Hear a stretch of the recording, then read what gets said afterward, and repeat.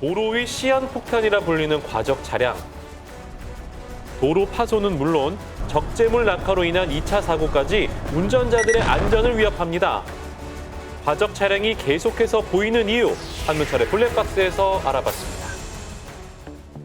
인터넷상에서 화제가 된 게시물, 요 과적 차량인데요. 정말 위험해 보이죠? 네.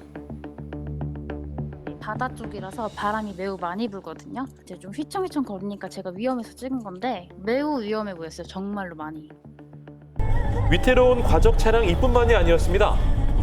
화물이 좀 왔다 갔다 하는 게 눈으로 보였어요. 화물칸 뒷칸 문이 있거든요. 그것도 안 닫고 이거 펼친 상태로 짐을 올려놔서 무섭죠. 아무래도 이게 가까이 붙으면 쓰러질 것 같기도 하고. 보기에만 아찔한 게 아닙니다. 실제 과적 차량에서 떨어진 적재물들로 인한 사고가 매년 발생하고 있습니다. 주로 무거운 화물들이기에 한 번 피해가 발생하면 굉장히 큰 사고로 이어집니다. 이 때문에 전국에서 사고 예방을 위한 과적 단속을 하고 있습니다. 그 현장을 찾아가 봤습니다. 주로 화물차가 많이 다니는 길목에서 불시 단속을 하는데요. 과적이 의심되는 차는 불러 세운 뒤에 바퀴 밑에 측중기를 넣어서 무게를 확인합니다. 그 도로법에 제한 기준이 있거든요. 총 중량은 40톤이고 축하중은 10톤이에요. 그래서 이 기준을 넘으면은 저희가 단속을 하는 거예요. 맨눈으로 과적 차량을 잡아내는 단속반 직원들. 이 차는 한눈에도 적재량을 초과한 듯 보입니다. 그 결과는 어떻게 나왔을까요? 과적이에요. 11톤이 넘었잖아요. 여기에 6,200 나왔고 반대쪽에 5,100 나왔거든요. 양쪽 바퀴의 무게를 더한 축하중이 10톤이 넘었기 때문에 단속에 적발됐습니다.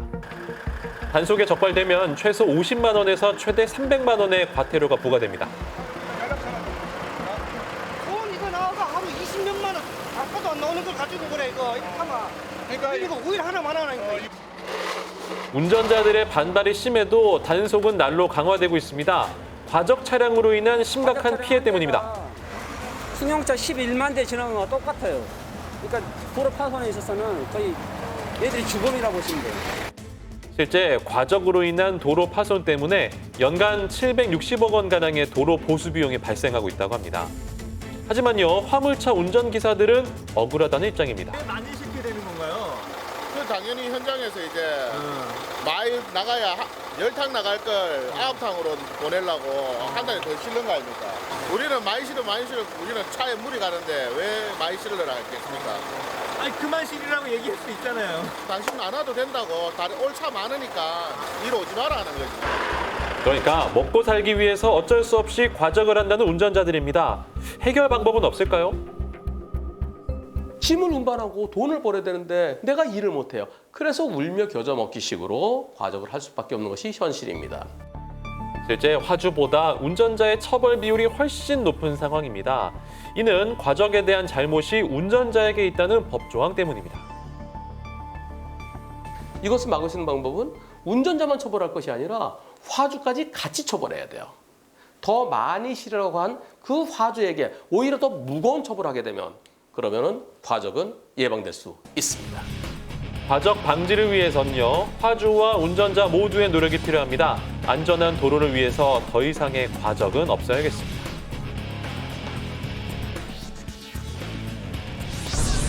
고속도로를 달리던 제보자, 1차로로 차로 변경을 하던 찰나 뒤쪽에서 빠른 속도로 달려온 차와 추돌하고 말았습니다. 어떻게 된 일인지 이야기를 들어봤습니다. 제가 2차선에서 1차선으로 차선을 변경하는 찰나였는데 갑작스럽게 뒤에서 제 차를 추돌한 상황이었습니다. 중앙 가드레일에 들이받고 차가 돌면서 이렇게 죽는 게 아닌가 그런 생각이 들더라고요. 다행히 크게 다치진 않았는데요. 이 사고로 인해 제보자의 차는 폐차됐다고 합니다. 제보자는 고속도로를 달리고 있었습니다. 정선으로 2차로 달리고 있었는데요. 1차로가 비어 있어요. 1차로 비어 있어서 여기서 천천히 들어가는데 그런데 뒤에서 이런 우와! 네, 빠른 속도로 달려온 상대차. 제보자 피하겠습니까? 못 피하죠? 상대편 속도가 상당히 있어 보입니다. 이번 사고 과실 비율 어떻게 얘기되고 있습니까? 상대방 보험사에서는 저한테 과실이 60이 있다고 얘기를 하고요. 저희 보험사에서는 저한테 과실이 40이 있다고 얘기를 하더라고요. 제보자 보험사는 제보자에게 40% 있다. 상대는 제보자가 60% 있다 그러나요? 제보자가 뭘 잘못했다는 거죠? 상대방 운전자가 먼저 차선을 바꾸고 들어왔었다.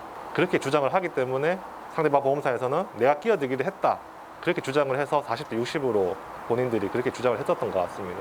아, 상대 측은 자기가 먼저 차로 변경에 들어오는데 제보자 차가 자기 앞을 가로막았다. 자기의 진로 변경을 방해했다. 이런 거군요.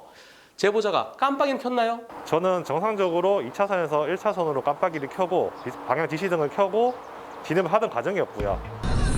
블랙박스 영상에서는 음악 소리 때문에 방향 지시등 소리가 묻혀서 확인은 어렵습니다. 그렇다면 저 뒷차의 블랙박스 영상 보면 깜빡이를 언제 켰는지 알 수 있을 텐데요. 상대방 블랙박스 영상이 찍히지 않았더라고요. 아, 뒷차가 블랙박스가 없다고요? 하하, 답답하네요. 그렇다면 과연 제보자에게 잘못이 있는지 살펴보겠습니다. 2차로에서 좀 더 들어갑니다. 더 들어갔는데 여기서 이만큼이나 벌어졌어요. 그때 들어왔어요. 저 뒷차의 거리가 얼마나 될까요? 저 차선이 한 칸, 두 칸, 한 40m 되는데요. 그런데 저 때로부터 사고 날 때까지 시간이 1초, 2초도 채 안 걸립니다. 만일 제보자가 깜빡이를 안 꼈다 하더라도 5, 60m 앞에서 들어오는 걸 보고도 너무나 빠르기 때문에 도저히 피할 수 없었어요. 그래서 제보자가 깜빡이를 안 꼈으면 제보자에게도 10 내지 20% 있다고 할 수 있겠지만 깜빡이 켰다 그러면 100대 0이어야 되겠습니다. 네, 아무리 급해도 과속은 금물입니다. 모두의 안전을 위해 제한 속도를 지켜야 한다는 사실 명심하길 바랍니다.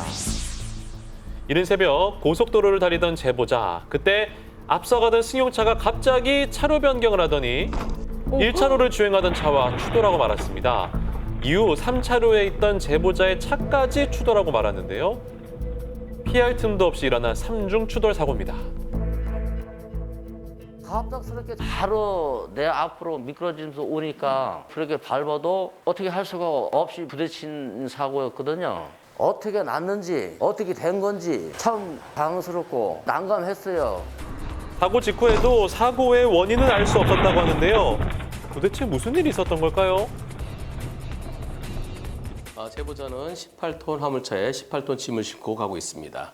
그런데 저기서 갑자기 이거 뭔가요? 뭐가 튀어나오네. 뭐가 튀어나오고 이런 뒤에서 또 아이고 이런 와 아니 앞에 1톤 트럭이 가고 있었는데 1톤 트럭에 뭐가 튀어나왔어요. 뭐가 튀어나온 건가요? 트럭에서 타이어가 빠져가지고 떼굴떼굴 굴러가고 있더라고요. 네, 여러분 보셨습니까? 사고의 원인, 트럭에서 튀어나온 바퀴였습니다. 바퀴를 피하려다가 추돌 사고로 이어진 거였습니다.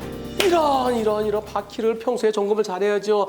달리던 트럭에서 바퀴가 튀어나온다고 저걸 예상할 수 있겠습니까? 이번 사고 과실비는 어떻게 진행되고 있습니까? 트럭이 원인 제공하기 때문에 100% 과실이 있는데 세대차를 다 물어줘야 된다 이런 식으로 얘기는 해대요.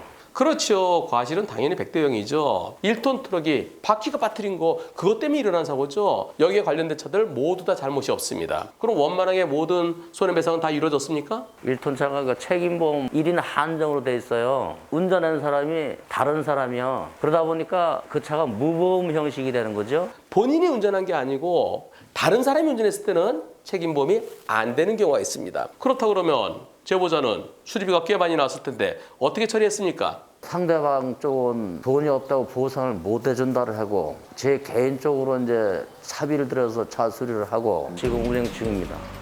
1,000만 원 가량의 수리비는 제보자의 부담이 될 수밖에 없었습니다.